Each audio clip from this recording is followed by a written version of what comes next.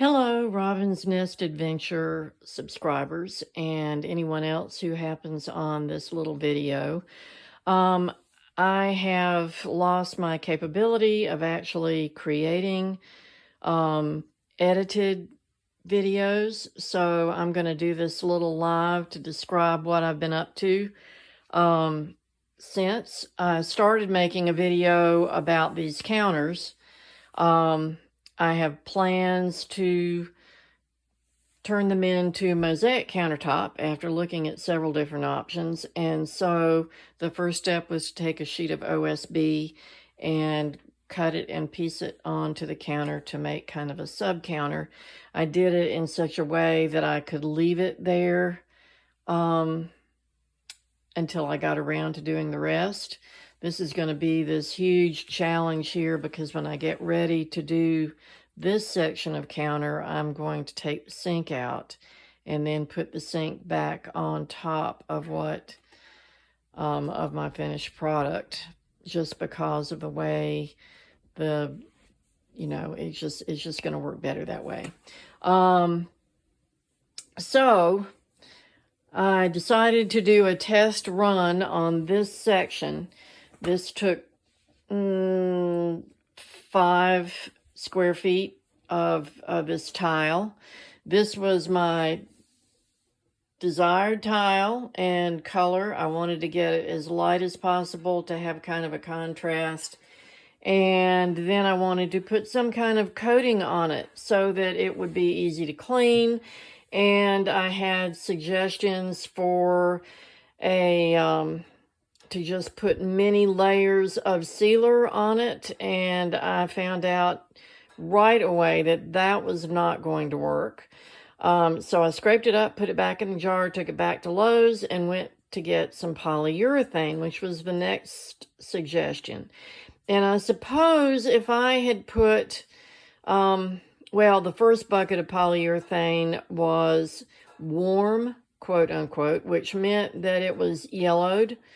And obviously, when I took it back and got clear, I still have a yellowed counter, and I really wanted a light colored counter.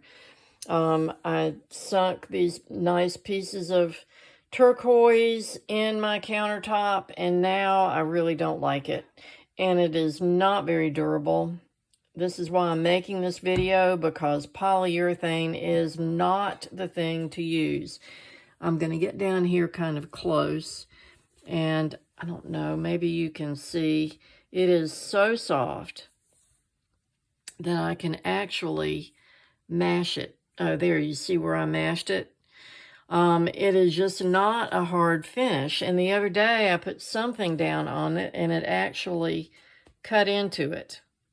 So I knew once I put on the first coat, I poured 3 coats on here. Once I put down the first coat, that I was not going to keep it, and I plan on just pulling up this whole section of counter and using it on my back deck as an outdoor kitchen, and starting over. So I went back to Lowe's and I said, well, polyurethane isn't going to cut it.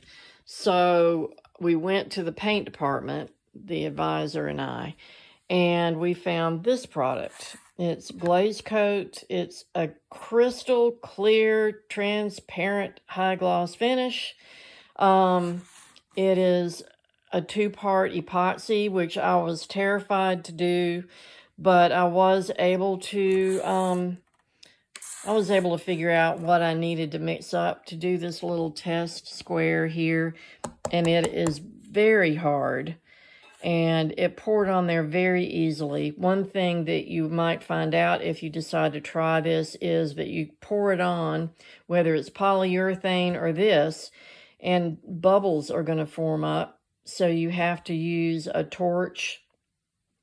I don't have access to it right now. But I actually used what I think might be a crack torch that I bought at the Quick Mart, but it did the trick. You need something that has a little bit of torch power to it, and when you get it kind of close, it pops all those things all those little bubbles out of the way and makes a nice smooth surface.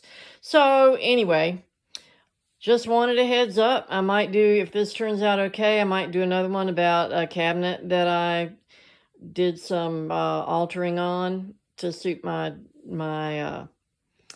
purposes a little better. There it is over there.